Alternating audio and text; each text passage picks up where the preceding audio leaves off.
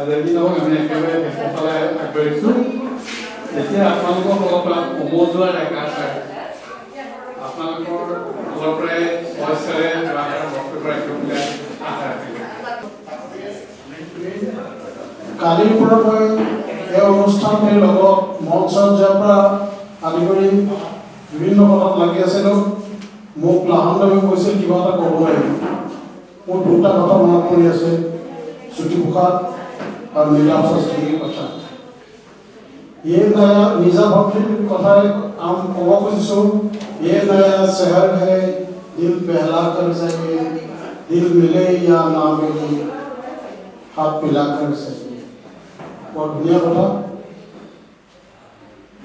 और জ্যোতিপ্ৰসাদে কৈছিলে সুন্দৰ যে ফলাৰ মন্ত্ৰ অহোৰাত্ৰি মাতে। এই সেন্টেন্সটি মই খুব ভাল পাওঁ, শুনি ভাল পাওঁ। মই গান গাব নাজানো, গান শিকিব নাজানো। কালি এটা কথা পাইছিলোঁ মই দিখৌপুৰীয়া শিৱসাগৰৰ জয়খানদান পথাৰ আৰু মেটেকা পথাৰৰ লগত জড়িত আছিলোঁ। মাত্ৰ এটা কথাই জানো, নৰাৰ পৰা বনোৱা পেঁপাটি বজাব জানো শুনিছোঁ। তাৰ বাদে এই গানৰ লগত একেবাৰে জড়িত নহয়, কিন্তু বৰ নিজানত অকলে অকলে গান শুনি বৰ আনন্দ পাওঁ। এইখিনিয়ে মোৰ অনুভৱ।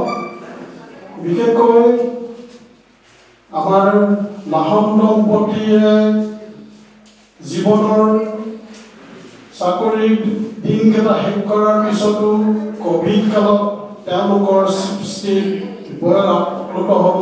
ব্যক্তিগতভাৱে ৰাইজৰ ওচৰত তেখেতলোকে এই গীতখিনি এৰি দিছে। এই গীতখিনি যাতে ৰাইজৰ সমাদৰ পায় ইয়াকে আশা কৰি তেখেতলোকৰ ভৱিষ্যত জীৱন অতি ভালদৰে আৰু স্বাস্থ্য ভালদৰে পাৰ কৰে তাকে আশা কৰি মই সমজুৱা বক্তব্য ইয়াকে কৈ সামৰণি মাৰিলোঁ। ধন্যবাদ।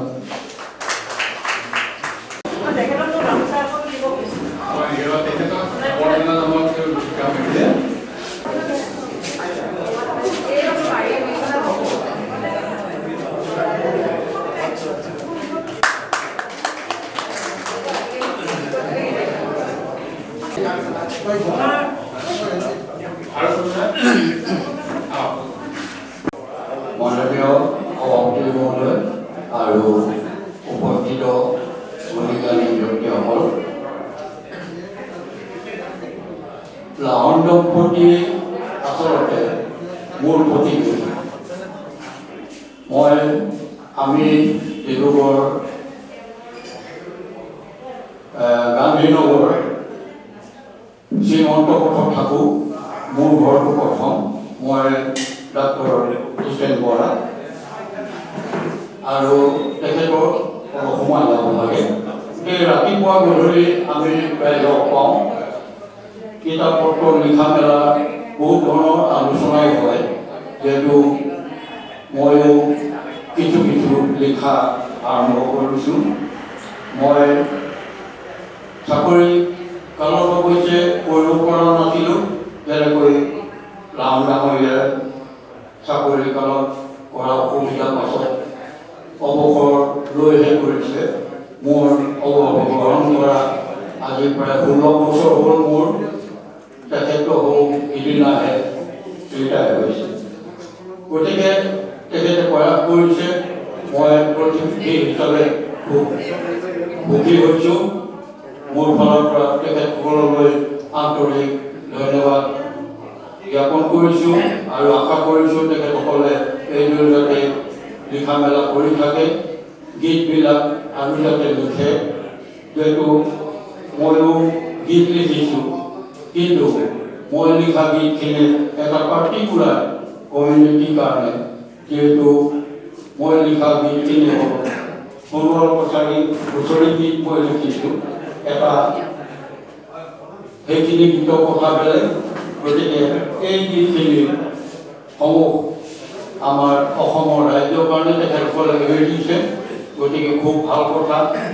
আশা ৰাখিছোঁ এই গীতৰ কিতাপখনে পুথিখনে ৰাইজৰ সমাদৰ পাব আৰু তেখেতসকলৰ সুস্বাস্থ্য কামনা কৰি মই চমুকৈ দুআষাৰমান ক'বলৈ আহিলোঁ আৰু আপোনাৰ হৈ দৈৰ্ঘ্যৰে এইখিনি শুনাৰ কাৰণে সকলোকে ধন্যবাদ জ্ঞাপন কৰিলোঁ। ধন্যবাদ। সকলোকে নমস্কাৰ জনাইছোঁ। নমস্কাৰ সেইকাৰণেই কৈছোঁ আচলতে বৰেণ্য ব্যক্তিসকল আছেই, লগতে মই আজি এইখিনি পৰ্যায় পোৱালৈকে যিসকল মানুহৰ মোৰ আটাইতকৈ অৰিহণা আছে মোৰ জীৱনত, সেইসকল মোৰ শিক্ষাগুৰু আৰু মোৰ শিক্ষাগুৰুসকল মই গভৰ্ণমেণ্ট বইজৰ ডিব্ৰুগড় ল'ৰা চৰকাৰী উচ্চতৰ মাধ্যমিক বিদ্যালয়ৰ ছাত্ৰ আছিলোঁ। সেই বিদ্যালয়ৰ অধিকাংশ শিক্ষককে মই ইয়াত বাইদেউসকলকে দেখিছোঁ আৰু এইখিনি মুহূৰ্ত আচলতে মই গৌৰৱৰ মুহূৰ্ত বুলিয়ে মই ক'ম। আৰু এনে এটা অনুষ্ঠানলৈ নিমন্ত্ৰণ পালোঁ য'ত মোৰ শিক্ষাগুৰুৱে মোক নিমন্ত্ৰণ জনাইছিল আৰু কৰ্মজীৱনৰ ব্যস্ততাৰ পাছত এইখিনি সময় ইয়াৰ মাজলৈ ওলাই আহিবলৈ পোৱাটো মোৰ কাৰণে এক প্ৰকাৰে সৌভাগ্য। আজিৰ যি অনুষ্ঠান, এই অনুষ্ঠান আচলতে সন্মানীয় ব্যক্তিসকলক আচলতে মই শ্ৰদ্ধাই জনাইছোঁ ইয়াৰ পৰা। মই এইখিনি সময়ত ক'বলগীয়া অলপ আৱেগিকো হৈছোঁ ক'ব লাগিব, কাৰণ এনে এটা অনুষ্ঠান আচলতে আমাৰ যি মই সাংবাদিকতাৰ লগত জড়িত আৰু সেই সাংবাদিকতাত আচলতে এনে সময় আমি বৰ কমকৈ পাওঁ। এতিয়া খুব খৰতকীয়া হয় আৰু আজিও এতিয়া 2 বজাত মাননীয় মন্ত্ৰী বিমল বৰাৰ এটা অনুষ্ঠান আছে, তালৈ মই যাব লাগিছিলে। মই ইয়াত ইমান ধুনীয়া লাগিল অনুষ্ঠানটো, মোৰ ৰৈ গ'ল। মোৰ সতীৰ্থসকলকো অকণমান সহায় কৰিব আৰু অনিমা বাইদেউৰ লগত স্কুলত পাইছিলোঁ। তাৰপাছতে বাইদেউ এতিয়া এইখিনি সময়ত সিদিনা আমাৰ চৰকাৰ ৰবি শৰ্মা আচাৰ্য বাইদেৱে মোক ফোন এটা কৰি ক'লে যে তোমাক এনেকৈ অনুষ্ঠান এটালৈ অনিমা বাইদেৱে নিমন্ত্ৰণ জনাইছে আৰু সিয়ে বাইদেউক লগতে বাইদেউৰ লগতো কথা হ'লোঁ আৰু সেইখিনি মুহূৰ্তৰ পৰা মই নিজে কিবা এটা বেলেগ এটা অনুভৱ আছে বহুত। কাৰণ কেলে শিক্ষাগুৰুৰ পৰা নিমন্ত্ৰণ সেয়া সঁচাকৈ এক ব্যতিক্ৰম। মানে আমি কামত জড়িত হৈ থাকোঁ বিভিন্ন অনুষ্ঠানত, কোনোবাই হয়তো বয়স সৰু কিন্তু তথাপিতো গামোচা এখনো পিন্ধাই দিয়ে, সেই যোগ্য হয়তো নাই, সেই যোগ্যতা হয়তো নাই, তথাপিতো গামোচা এখন পিন্ধাই দিয়ে। এই অনুষ্ঠানৰ পৰা আঁতৰি আচলতে মই কথাখিনি কৈছোঁ। আজি আৱেগ জৰ্জৰিত মুহূৰ্তৰ কাৰণে এইখিনি কথা ক'বলৈ মনে বিচাৰিছে আচলতে। আৰু আজিও মই নকওঁ বুলিয়ে কৈছিলোঁ, ৰবি বাইদেৱে মোক মাতি কৈছে তুমি কোৱা গৈছোৱা এই অনুষ্ঠানত কথা নকলে কেতিয়া ক'বা। আৰু বাইদেৱে এতিয়া নহয়, আমি যেতিয়া স্কুলত পঢ়ি আছিলোঁ 9ৰ বৰ্ষ 8ম শ্ৰেণীৰ বৰ্ষ, সেই বৰ্ষৰ পৰা বাইদেউহঁতে এনেদৰে আমাক আগুৱাই লৈ গৈছে। আজি চাগে ক'ৰবাত অকণমান কিবা এটা কৰিবলৈ সুবিধা পোৱাৰ অন্তৰালৰ মানুহখিনি হৈছে এই বাইদেউ ছাৰ বাইদেউসকল।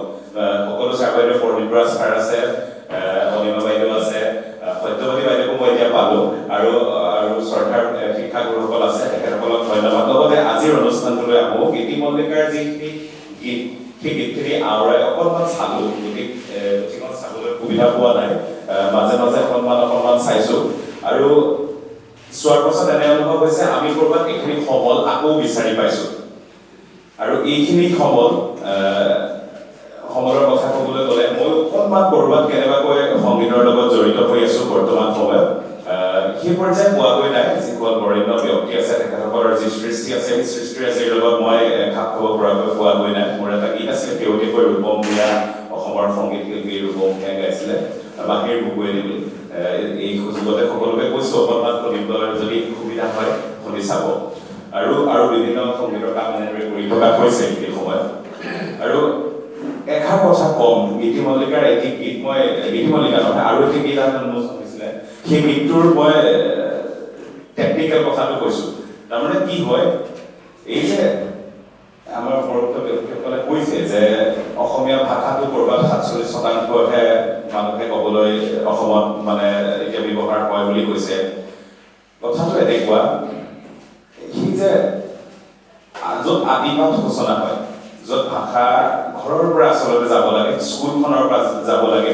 মই ৰবি বাইদেউহঁতক কেতিয়াবা সোধোঁ যে স্কুলত অসমীয়া ভাষা প্ৰতি আগ্ৰহী কিমান, সন্তানক কিয় ইংৰাজী মাধ্যমলৈ পঠায়? ইংৰাজী মাধ্যমৰ ঠিকেই, ইংৰাজী মাধ্যমত পঢ়াওক, শিক্ষা গ্ৰহণ কৰক, সেয়া এটা ব্যতিক্ৰমী দিশ। কিন্তু নিজৰ মাতৃভাষা বা আইৰ মুখৰ ভাষা কোৱাৰ দৰে আইৰ মুখৰ ভাষাটো সেইটো কিন্তু ঘৰতেই লাগিব। গীত শুনাৰ এই গীতখিনি শুনিবলৈ আচলতে সেই ঘৰতেই সেই বাতাবৰণটো থাকিব লাগিব। সেই আৰম্ভণিৰ পৰাই সৰুৰ পৰাই আমি যেতিয়া শুনিছিলোঁ, আমি এই গীতবোৰ আমি আচলতে জয়ন্ত হাজৰিকাৰ গীত শুনি অকণমান সৰু ডাঙৰ হৈছোঁ। সেই কাৰণ হৈছে সেই ঘৰত আমাৰ বাজিছিলে, কিন্তু আজিৰ যুগত সেই অৱস্থাটো নাই ঘৰবোৰত। এয়া খুব দুখ লগা, আৰু সেয়া সেই ঘৰখনৰ পৰাই আচলতে আৰম্ভণিৰ পৰাই হ'ব লাগিব। আৰু ল'ৰা ছোৱালীয়ে আমি যিহেতু আমি দেখিছোঁ ল'ৰা ছোৱালী এনেকুৱা হয়, সংগীতৰ কথাবোৰ সেইখিনিলৈকে আমি গ্ৰহণ কৰালৈকে সেইখিনিলৈকে ঠিক আছে, কিন্তু তাৰ যিটো টেকনিকেল দিশ চাউণ্ড, সেই চাউণ্ডটো গুৰুত্বৰ, কাৰণ আজিকালি ইমান সাংঘাতিক ধৰণে এক্সপ্ল'জিভ আহিছে, এই মোবাইলটো আছে, বিভিন্ন ধৰণৰ চাউণ্ড ছিষ্টেমত নইজটো কেনেধৰণে আহিছে প্ৰত্যেকটো ল'ৰা ছোৱালীয়ে জানে। আমাতকে সৰু আমাৰ ঘৰৰ ল'ৰা ছোৱালীবোৰকে ক'লো সেই চাউণ্ডটো ভাল লগা নাই, তাৰমানে কি নইজৰ কথাটো আছে। আৰু প্ৰসাৰ হৈছে, ইণ্টাৰনেট হৈছে, যিহেতু দূৰদৰ্শন আছিলে এতিয়াতো দেখোন ইণ্টাৰনেট হ'ল। তো এই যে দূৰদৰ্শনৰ পৰা 4G লৈকে যিটো এটা পৰিৱৰ্তন এই 40-30 বছৰৰ ভিতৰতে হৈছে, এইখিনি সময়ত পৰা সাংঘাতিক ধৰণে প্ৰসাৰ সাধন কৰিছে। আৰু সেই দিশটোক খাপ খুৱাই কিন্তু লৈ যাব পাৰিব লাগিব মোৰ বোধেৰে। চাগে মোৰ জ্ঞানৰ পৰিসৰ কম, কিন্তু তথাপিও মোৰ বোধেৰে এনেকুৱা লাগে যে এই বস্তুখিনি, এইখিনি যিখিনি আছে, গীতটো অকল গীতৰ কথা আৰু সুৰতেই আমি সীমাবদ্ধ নাথাকি টেকনিকেল দিশটো। এটা গীত শুনিছিলোঁ, এটি গীত শুনিছিলোঁ ক'ৰবাত, মই উন্মোচনৰ সময়তে শুনিছোঁ। তাত আমি হাছানদাৰ লগত পাতিছোঁ যে তাত মিক্সিঙৰ বস্তুটো ওলাই পৰা নাই। ইমান ধুনীয়া গীতটো শুনিবলৈ ইমান ধুনীয়া, আৱেগিক হৈছোঁ, কিন্তু সেই চাউণ্ড যিটো চাউণ্ড কোৱালিটি, সেই চাউণ্ড কোৱালিটিটো কিন্তু ওলাই পৰা নাই। সেয়া আচলতে সেই দিশবোৰতো আচলতে ক'ৰবাত আমি অকণমান পিছমুৱাকে আছোঁ নেকি এনেকুৱা বোধ হয়। আৰু এই দিশবোৰ কিন্তু চাব লাগিব। যদি আপুনি প্ৰপাৰলি শিশুটোক বা বাচ্চাটোক বা সৰু ল'ৰাটোক যদি সেই বস্তুখিনি আপুনি উঠাই দিব খোজে, হাতত তুলি দিব খোজে, আপুনি ভাবে যে আপোনাৰ সমলখিনি তাহাঁতিও ধৰি ৰাখক, তেনেদৰে লৈ যাওক, সেইখিনিত কিন্তু সেই সুৰুঙাখন কিন্তু মাৰিব লাগিব মোৰ বোধেৰে, মই অনুভৱ কৰোঁ। আৰু আমাৰ ষ্টুডিঅ'ত এতিয়া আমি কাম কৰোঁ, আমি তাতো বহুত, মই এটা গান এতিয়া কৰি আছোঁ তাজমহল বুলি, উপায় নাই যুগৰ লগত খাপ খাই কাম কৰিব লগা হৈছে। তাজমহল গানটোৰ টেকনিকেল চাউণ্ড মই এতিয়ালৈকে মোৰ ওচৰত মিক্স কৰা ল'ৰাজনে 8 বাৰ পঠিয়ালে, গুৱাহাটীৰ পৰা মিক্স কৰিছে, কষ্ট বুলি ল'ৰাজনে জুবিন গাৰ্গৰ গীতো সি মিক্স কৰে, সৰু ল'ৰা, 28 বছৰমান হ'ব। এই মিক্সিঙৰ চাউণ্ডটো আমি বাৰে বাৰে শুনিছোঁ, গাড়ীৰ চাউণ্ড বক্সতো শুনিছোঁ, হেডফোন লগাইও শুনিছোঁ, জেনেৰেল ঘৰত থকা বক্সতো শুনিছোঁ, আৰু আমাৰ এটা হোম চেটআপ আছে আমি তাতো শুনিছোঁ। এই কথাবোৰ কিন্তু এই সূক্ষ্ম কথাবোৰ কিন্তু গুৰুত্ব দিব লাগিব। বনগীতৰ ধাৰাটো অক্ষুণ্ণ ৰাখিবলৈ ক'ৰবাত হয়তো বোধ হয় আমি টেকনিকেল চাউণ্ড, টেকনিকেল দিশটোকো অগ্ৰাধিকাৰ দিব লাগিব। এই যে যিটো এটা বস্তু এটা ব্যৱধান হৈছে, ব্যৱধানটো ক'ৰবাত এই টেকনিকেল চাউণ্ডৰ কথাখিনিও আহে। আৱেগ জৰ্জৰিত মনটোক খুন্দিয়াব পৰাকৈ ক'ৰবাত চাগে আমাক সেই বস্তুখিনিও লাগিব। আৰু যিসকল সৃষ্টিকৰ্তা আছে, যিসকলে এই ধাৰাটো অক্ষুণ্ণ ৰাখিব খোজে, আমিও বহুত চেষ্টা কৰিম, অপুৰুষাৰ্থ কৰিব লাগিব। আৰু এই ধাৰাটো দিবৰ কাৰণে কিন্তু সেই দিশবোৰকো সাঙুৰি ল'ব লাগিব মোৰ বোধেৰে। আজি এই অনুষ্ঠানত বেলেগ এটা দিশত, ব্যতিক্ৰমী এটা দিশত কথা ক'লো, ক্ষমা বিচাৰিছোঁ। আকৌ এবাৰ শিক্ষাগুৰুসকল আছে, কিবা ডায়লগ যদি ধৰিছোঁ, ক্ষমা বিচাৰিছোঁ, অশেষ ধন্যবাদ। জেচিমা আহমেদে যিখিনি কথা ক'লে সেইটো সঁচাকৈয়ে বৰ গুৰুত্বপূৰ্ণ, কাৰণ মই নিজে এক্সপিৰিয়েঞ্চ সেইটো ৰেকৰ্ডিং কৰোঁ। আজিকালি টেকনিকেল যুগত তাৰমানে এনেকুৱা হয়, ভইচবিলাক বেলেগ বেলেগ কৰিব পাৰি যে অৰিজিনেল ভাৱটো নাথাকে, কিবা কিবি ওলাই, আকৌ বেয়া ভালকৈ ভালকৈ বেয়া এনেকুৱাবিলাক কৈছে। আৰু যিটো আগৰ দিনত নাছিলে, জয়ন্ত হাজৰিকা, ভূপেন হাজৰিকা যিবোৰ ৰেকৰ্ডিং, এইবোৰ ৰেকৰ্ডিঙত অৰিজিনেলটোৱে অৰিজিনেল, আৰু সেইটো বেলেগ একো নাই। কিন্তু আজিকালি সেইটো অলপ বেলেগ।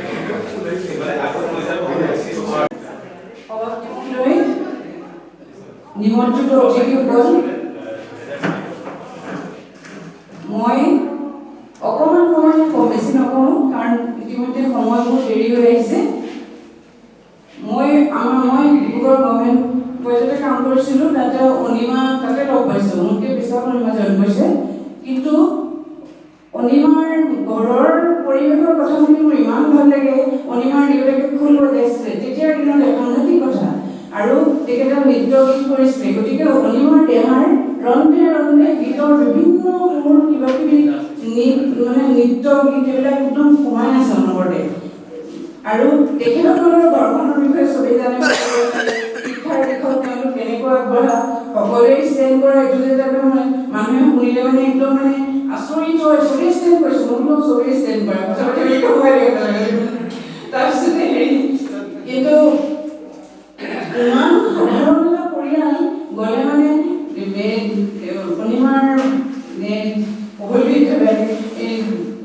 মিষ্টাৰেও আমাক মানে বহুত ধুনীয়াকৈ হেৰি কৰে, ইমান সাধাৰণ প্ৰতিটো কথা, কিন্তু তেখেতে খুটি নাতি মাৰি কথাবিলাক জানিবলৈ বিচাৰে।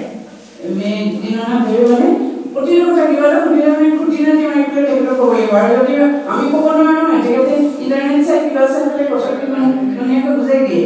তাৰপিছতে অনিমাটো একেবাৰে সাধাৰণ, অনিমা স্কুলৰ প্ৰতিটো ক্ষেত্ৰতে বিভিন্ন কাৰ্যসূচীত অংশগ্ৰহণ কৰে।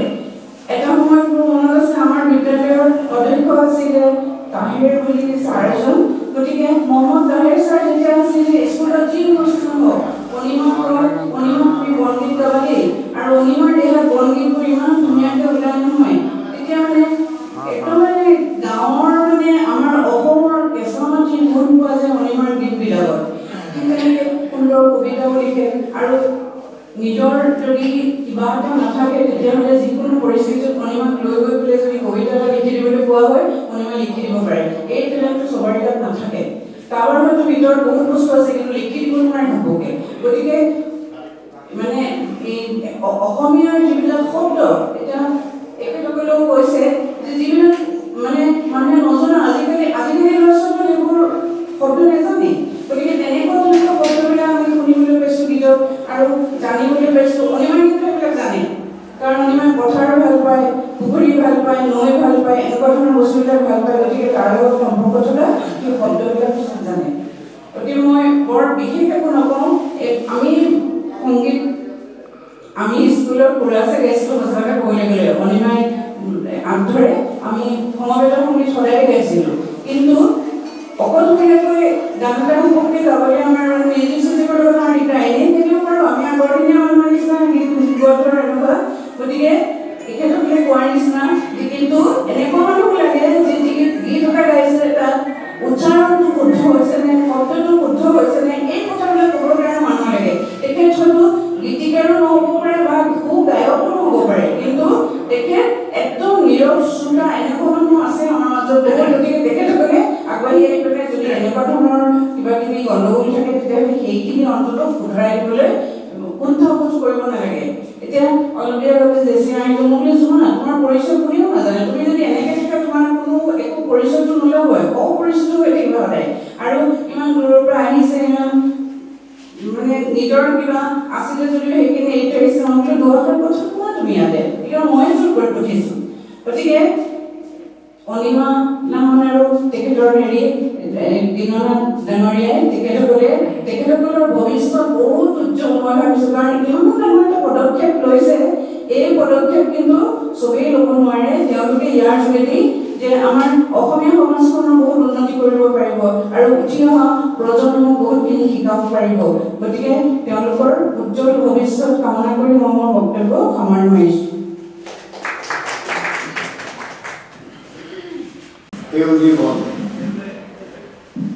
সৌজীবন অনুষ্ঠানটিৰ দ্বাৰা পৰিচালিত আজি পবিত্ৰ গ্ৰন্থ আৰু সৰ্বকেশৰ উন্মোচনী অনুষ্ঠানৰ অতি শ্ৰদ্ধাৰ বাবুল ডাঙৰীয়া, স্বনামধন্য মঞ্চৰ ভূমিষ্ঠ ব্যক্তিসকল,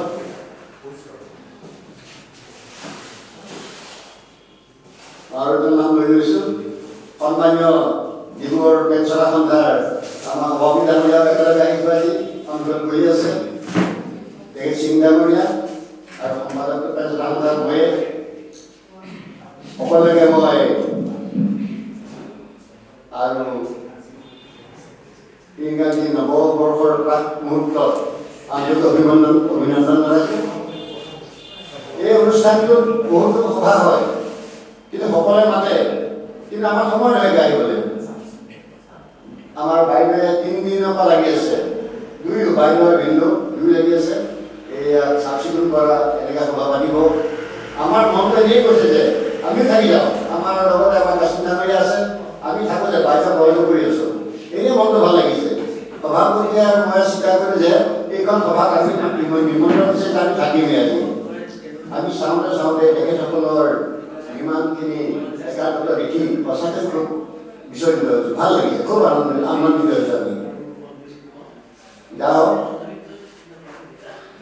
আজি অনুষ্ঠানটো খুব ধুনীয়া হৈছে আৰু সীমিত হৈছে যদিও ইয়াত বক্তা কৰিছোঁ আৰু বৰেণ্য ব্যক্তিসকলৰ কণ্ঠত যেতিয়া গীত শুনিবলৈ পাইছোঁ নিজৰ লাভ দেখি গৈছে মনটো আমি যে এনেকুৱা আজি ধুনীয়া অনুষ্ঠানটো আমি উপভোগ কৰিবলৈ পাইছোঁ আজি ডাঙৰ উৎসৱ পাইছোঁ যে আজি বহুতখিনি ৰাইজক পাইছোঁ যদিও গীত মাত যিসকলে গীত গাইছে গতিকে অন্তৰতে গীত গাইছে খুব ভাল লাগিছে বহুত শুনিছোঁ যদিও আজি অনুষ্ঠানটোৰ গীত মাতৰ অকণমান প্ৰভেদ আছে আজি আনন্দ পাইছোঁ নিজে আৰম্ভ কৰিলোঁ সেইটো মই আজি ক'ব খুজিছিলোঁ সেইটোৱে ক'ম 2019 চনত এটা এক্সিডেণ্ট হৈছিলে হাওৰা দল দিনত তাতে মোৰ ছোৱালীগৰাকী ঢুকালে তাই একমাত্ৰ ছোৱালী তাই স্পেইনৰ পৰা আহি পাইছিলে জাষ্ট দুৰাতি থাকিলে ঘৰত ইয়াৰ পৰা যাওঁতে মই যিখন বাছত তুলিলে সেইখন বেলেগ এখনত উঠিলে সেইখনতে